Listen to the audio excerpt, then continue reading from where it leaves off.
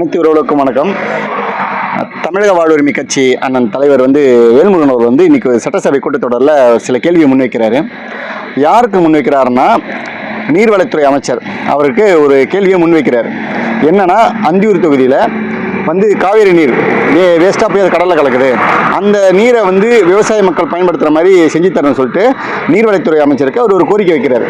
அந்த கோரிக்கை வச்சதுக்கு அவரோட பதில் என்னவா இருக்குன்னா, அது அந்த தொகுதி எம்எல்ஏ கேட்கட்டும் அப்படின்னு சொல்லிட்டு அவர் சொல்லியிருக்கார். அமைச்சர் துரைமுருகன் அவர்களுக்கு இந்த காணொலி மூலம் ஒரே கண்டனத்தை தெரிவிச்சுக்கிறேன்.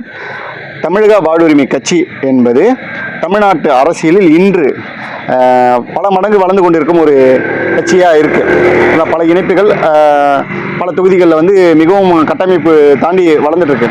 அப்படின்றப்ப நீங்கள் அவர் கேள்வி கேட்குறாருன்னா, அவர் ஒரு சட்டமன்ற உறுப்பினர், பண்ருட்டி சட்டமன்ற உறுப்பினராக அவர் கேள்வி கேட்கல, தமிழக வாழ்வுரிமை கட்சியோட தலைவராக கேட்குறாரு. 234 தொகுதியிலையும் எங்களுக்கான மாவட்ட செயலாளர், நகர செயலாளர், தொகுதி செயலாளர், கிளையிலேருந்து ஒன்றியத்திலேருந்து பேரூராட்சி வரைக்கும் என்ன இருக்காங்க, பொறுப்பாளர் இருக்காங்க.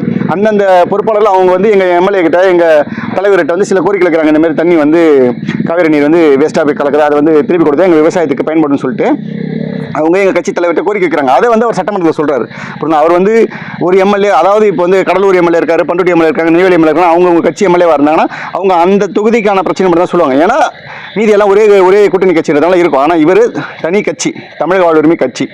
அவர் தமிழ்நாடு முழுக்க கட்சிகள் வச்சிருக்காரு, தமிழ்நாடு முழுக்க ஆட்கள் இருக்காங்க. எந்த மாவட்டத்தில் பிரச்சனை நடந்தாலும் அவர் சட்டமன்றத்தில் குரலாக ஒலிப்பார். அவரை அந்த தொகுதி எம்எல்ஏ தான் கேட்கணும்னு நீங்கள் சொல்லிக்கிறோம். அதுவே மிக மிக தவறான செயல், அதுவே கண்டிக்கக்கூடிய செயல்.